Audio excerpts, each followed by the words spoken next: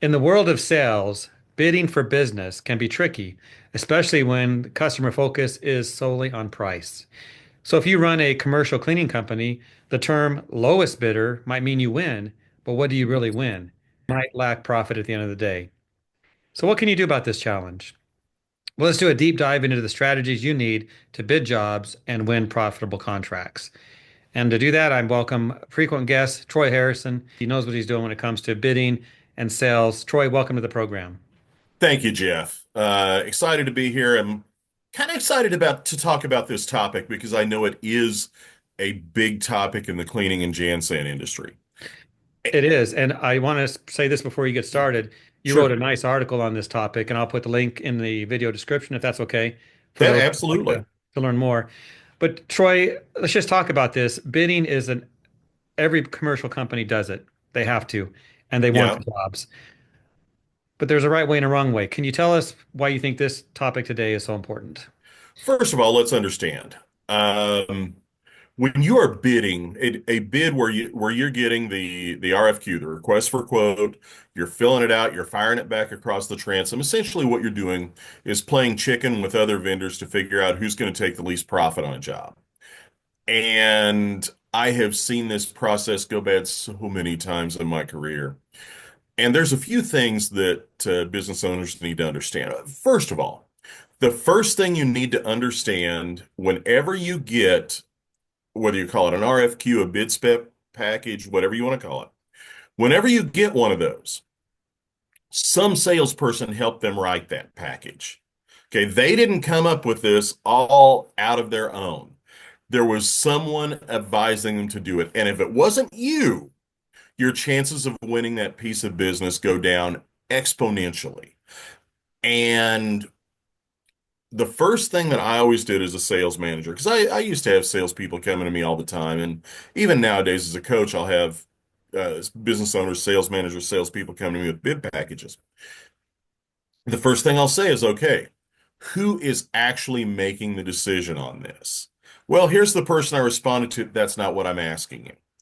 Who is the person who is actually going to look at all of these and say, there, that's the company we're cutting the PO to. If they don't know, find out. If they know, then my next question is, can we talk to that person? Voice to voice, face to face, before we submit this. And if the answer is no, I'll be honest with you, you might as well just toss it in the trash. Because whoever did talk to them is going to be the person that gets the business, and everybody else is just sent bid packages to keep them honest. And that is a difficult truth about salespeople. I would love to say that newer salespeople are more susceptible to this than more veterans, but they're not. Every time a salesperson gets a bid package, they sit there and they go, piece of business right here. All I got to do is make the numbers right. And there's a lot of times when you can make the numbers right, but if you're not talking to the decision maker, it's not going to matter. You're not going to get the business. So if the salesperson comes to me and says, okay, I don't know who the decision maker is, can't get to that person, then my next question is, do you feel like you need the practice at filling out bid specs? Because that's all you're doing. Um, and again, that's a hard truth for a lot of people to understand, but most of what we call bid business really isn't bid business. Really, it is a sale that has been made, and your job is to validate their decision. And that's true, by the way, whether you are the person talking to them or whether you're the person who's not. If you are the person with the inside track and you're filling out the bid spec, what you're trying to do is validate their decision to do business with you. If you're not, you're trying to validate their decision to do business with somebody else. So that is the first thing that you need to understand about bid specs. And I've seen this work numerous ways. Um, and what I typically advise doing, because then the next action is, well, what should I do? The next action I would undertake is contact whoever it is that is listed on the bid package and say, who's making the decision? Can I talk to that person? Make that attempt. And then if you cannot, Rather than submitting a bid, what I would submit is a document, whether it's a letter, if this is a package that you've got to send in, or if it's an email, if it's an electronic submission, and say that I respectfully decline, because for us to provide the best customer experience going forward after the purchase order is signed, I need to be able to talk to the person who's controlling this purchase ahead of time so I know what they're looking for. That will enable me to create a more informed proposal or quote. Most of the time, it won't have any effect, but there are times when somebody responds to this. And I'll give you an example from my own business. This has been about 8 years ago now. I had a contact from a company that made electronic components. They were located in Atlanta, and they were looking to book a sales trainer for a 2-day sales program for their sales meeting. And the person that sent this to me was an HR person, and I know for a fact that HR is not controlling sales training. So I called them and I said, "Okay, who is controlling this?" "Well, that's Chris, our vice president of sales." I said, "Great. When can I talk to Chris?" She said, "You can't. I'm the one who is gathering information, submitting and everything." I said, "Okay, well, thank you very much for thinking of me, but I respectfully decline." She said, "Really?" I said, "Yeah." I said, I'm not going to submit blind, especially on something as important where the content is as important as sales training. "Well, okay." The next day, Chris called me and he said, "So I understand you don't want to do sales training for our company." I said, "That's not true at all. I'd love to do sales training for your company, but I'm unwilling to submit for it without talking to the person who's in charge of the sales team." He got quiet for a minute. He said, "Well, you're talking to me now." We had a 1 hour conversation. At the end of it, I had a booking. But I would not have gotten that booking had I not refused. So sometimes standing up for yourself and refusing to submit a blind bid is the best thing that you can do. Now, I'm going to do something that is completely contrary to everything I've just told you. I want whoever is viewing this to ban the word bid from being uttered in their company or their sales team. Not kidding a bit. The word bid is a toxic word when it comes to sales, and words mean things.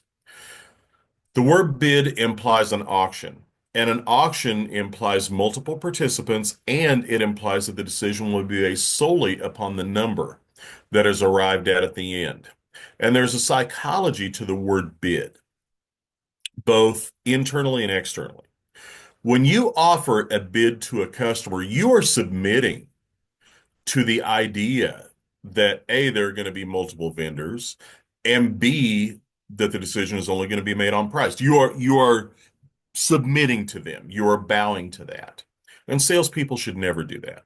Salespeople should use words like proposal or offering. I have actually seen, in fact, a salesperson submit a proposal on what had been a single vendor situation. In other words, the vendor asked for a proposal. Salesperson hands it to him, says, "Here's my bid." And the customer just stopped and realized, okay, this salesperson is expecting me to get multiple quotes. Therefore, that's what I'm going to do. And they converted a single situation into a multiple vendor price competition. That's dumb. And it's not enough just to ban using that word to customers. You must ban using it internally too. If sales managers, business owners, I'm talking to you right now. Don't allow your people to use the word bid in any context unless they're getting onto eBay. If they are talking about any business arrangement with your company, tell them we do not use the word bid. We do not submit bids. We submit proposals, we submit offerings, and I better not catch you using the word bid anymore. Because psychologically, the word bid devalues you. And I can hear, by the way, I can hear everybody watching this right now. "Troy, what we do is a commodity." Everything's a commodity until somebody screws up. And believe me, when somebody screws up, all of a sudden the value added service that you add becomes very, very important. Take pride in what you do. Take pride in what you're selling. Take pride in the service that you're offering.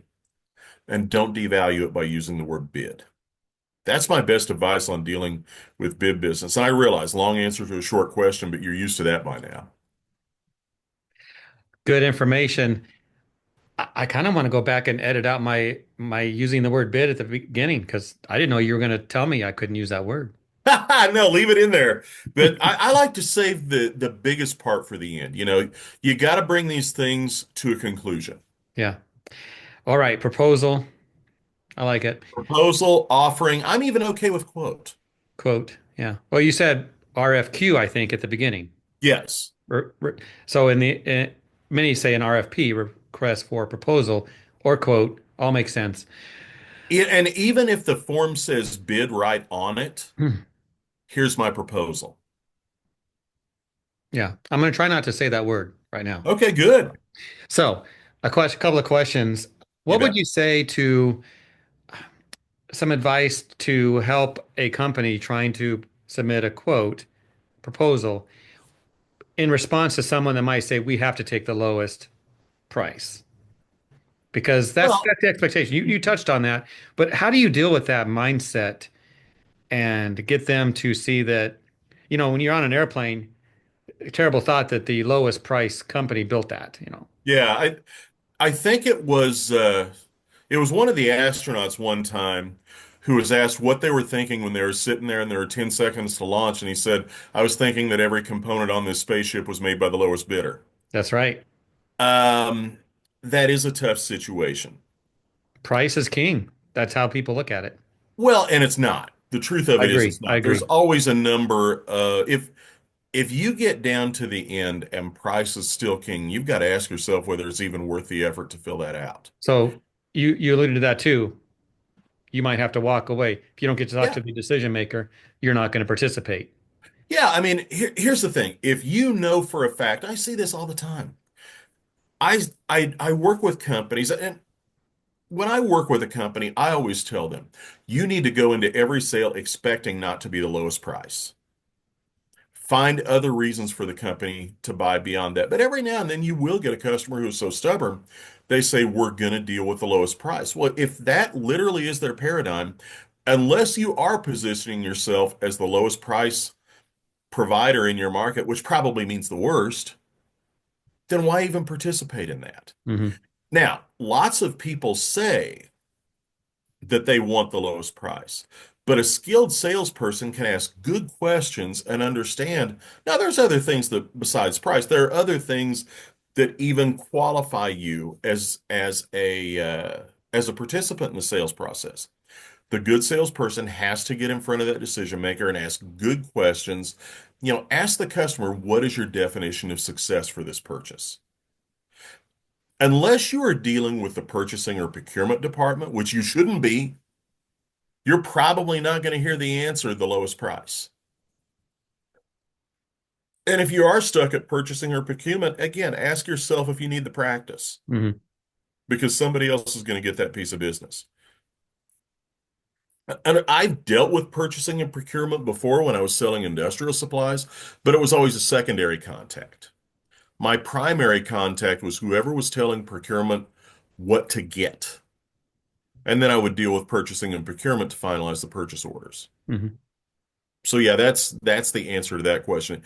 At some point, you've got to be protective of yourself and your own time. And every hour you spend submitting a futile bid, and yeah, I went ahead and used that word for effect. Every hour you spend submitting those offerings, those proposals, those bids that are not going to result in business is a wasted hour because that's an hour you could have spent finding somebody who gives a damn about the quality of what they're getting. Go find somebody else to sell to. You want to know the best strategy for maintaining a high price in your business? The absolute best strategy, a full sales funnel. The best strategy for maintaining price is having salespeople who have enough prospects coming into the sales funnel that they don't have to take everybody. There is nothing quite like the freedom to be able to say no to a prospect because it's not going to be good business. It's wonderful. It's fun. And it, Agreed. it is fun to be able to sit there and look at your sales funnel and go, okay, these people are not going to pay what we really need, but these people will. I'm going to devote my time to these people. Yeah, they deserve you. Yeah, they deserve you. And here's something else, okay? My very first job was selling cars. I did that for 3 years. I was selling new cars in Topeka, Kansas. We had a saying back then, the higher the profit, the happier the customer. Now, that didn't mean that the customer was happier because they paid a higher price, but what it meant was that happier customers did pay more to do business with us. The people who beat you down on price, and this is consistent through every business I've ever worked with, people who beat you down for the absolute lowest price are also probably going to be the most high maintenance, difficult customers you have. They will be the death of you. If you sell it, and I never believed, Jeff, that I won a sale if I was the lowest price. I was a smartass. Customers asked me, "Are you going to be the lowest price?" And I'd say, "Well, if I am, I'd like an opportunity to requote." I wanted people to buy from me because they bought off on the idea that what I was selling was the best thing that was the best buying decision that they could make, and they were willing to pay a little bit more for it. Hmm. And there's obviously lots of comparisons. Nobody, but nobody buys everything they can possibly buy in their lives at the absolute lowest price. Nobody. So if anybody tells you all I ever buy is the lowest price, they're lying to you. Right. Just So, protect yourself and be proud and be a little brave. mhm. Totally different topic in a way, but similar, is in the Wall Street Journal this weekend. I read an article about Ferrari and Hmm. how they're making these extremely expensive cars. You can't buy them. They're not for sale to people. They're Yeah. already they're already promised to collectors and people that really want them Hmm. that don't care about the price. I know a Ferrari's a little different story here, but the point is there are people out there, companies included, that will pay more for what they know they need, for what they know they want. And that's Oh, what they're yeah. looking for. Well, and nobody, and I'll relate it to my business again, sales training.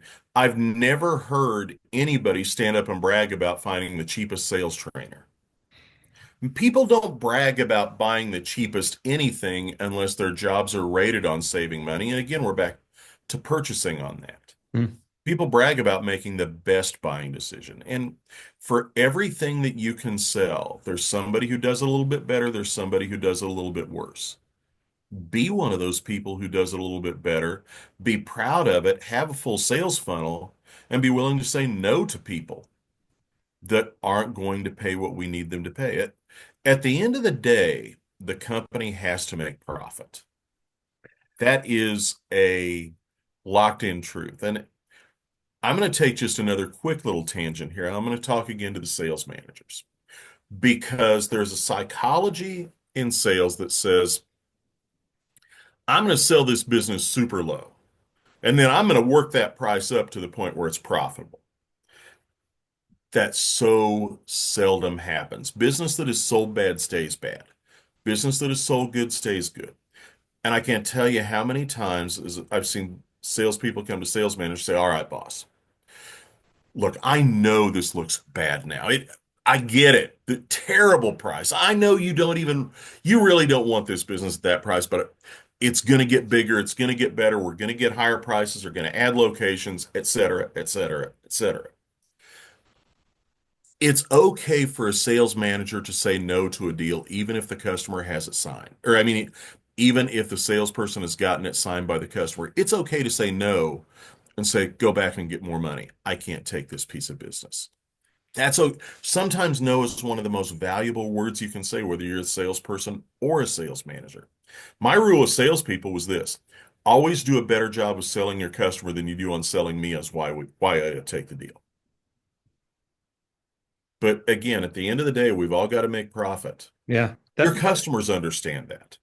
that was going to be my next question, using a low price point as a lead gen, as a loss leader, I think is the term, where Mhm. you do a deal and you know it's going to lead to other locations or more work down the road. So Well, there was a big fad during the 2000s and 2010s of firing your customers. The idea was we're going to fire bad business. And my contention then and now is that the vast majority of that business did not start out good and turn bad. The vast majority of that business was sold bad and stays bad. Makes sense. Yeah, you might as well make the sale to the customer up front on why they should do business and why they should pay a little more. Hmm. You do it at the front, you never have to do it again. Hmm. Well, Troy, good advice. Any final words for our viewers to end with? The only advice that I would have is this. Be strong when it comes to price. And I know that's not an easy thing to say. That I've